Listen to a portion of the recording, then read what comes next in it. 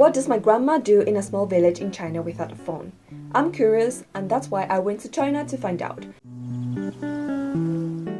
As a teenager, oh my god, I'm not a teenager anymore. So off I went, embarking on a journey that lasted 14 hours. Plus an extra delay in Beijing, making it almost 20 hours later.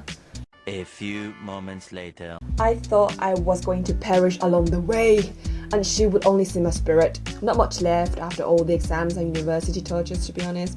But anyway, let's pretend that I had a wonderful finals and all those mental and physical tortures didn't happen. When I finally saw her, oh my god, my heart just melted. My tears were almost coming out when she showed us all the food that she had prepared for us. Wow, I mean, I was hungry, not dying. Grandma, in Spain, we have had food before. It felt like she was trying to feed a black hole inside my stomach with food. I think that's her way of showing love. Her routine was easy to figure out because she acts like the goddess of the sun. I sound like Indian. When the sun rises, she wakes up, and when it sets, she goes to sleep. Pretty easy, huh? So technically, according to some scientists, it's the healthiest lifestyle, but it still doesn't convince me to wake up every day at 6. And damn, she doesn't procrastinate at all. I guess one of the reasons is she doesn't linger in bed is because of the noisy chickens that don't shut up. They literally cry at 5 a.m. in the morning, okay?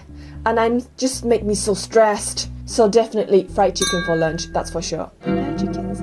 She wakes up every day at 6 to prepare us dinner, and then she goes to buy more food to prepare lunch. Like, I never thought I would say this, but can I have a break from eating, please? At the end of the day, that's an exercise for my orbicularis oris muscle.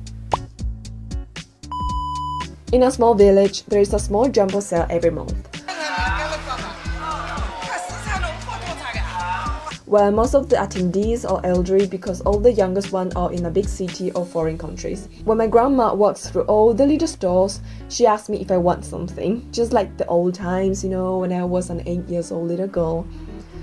And now, I am tall enough to hold her arm, gossiping about my cousins, obviously.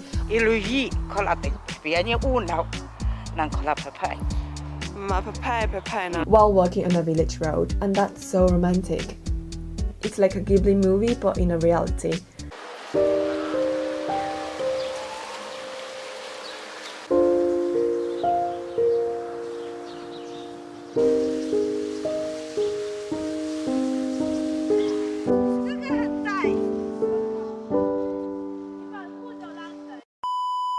Since I've mentioned her chickens,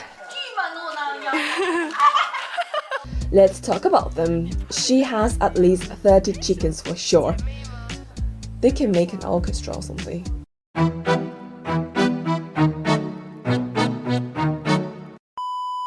She said that they're all for us to eat. I mean, so technically, I'm like a Chinese phone. I am sorry.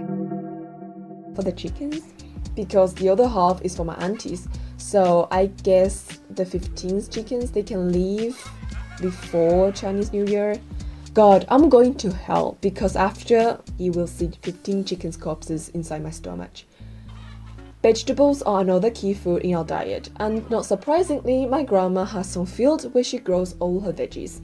I'm not kidding, I honestly think that if there was one grandma in every 15 square meters, she could solve the worldwide famine problem. Her crops are so pretty. You know when something looks exactly like the pictures? Like, that's a really cute cucumber because it looks like a cucumber from the internet. You know, they're like identical. And all those cauliflowers and cabbages are breathtaking. Why do people give roses and flowers? If my boyfriend gives me some cabbage, I'll be so freaking happy. Like, come on, be practical, ladies. That's food. Roses are not eatable, but cabbage is. But on the downside, having a field is really hard work. All her crops demonstrate the love and effort she has invested. But she's getting older. Me doing and helping with all the chores she does every day, I woke up the next day with muscle soreness. and I'm 21. But she never showed her fragile side because she's a mother, a wife, and a grandmother. Her role has always been to take care of someone. First my grandfather, then my dad, and now me. However, she did a poor job of taking care of herself. She didn't go to school when she was young, but started working at a very early age. She always underestimated herself, which makes me sad. So I praise her every day until she's sick of me.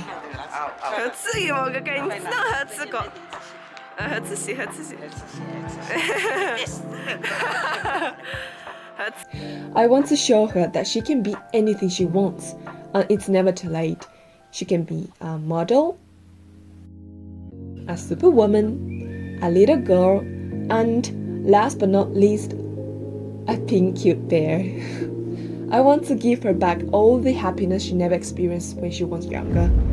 She may not say it, but to me, she's already achieved the impossibles.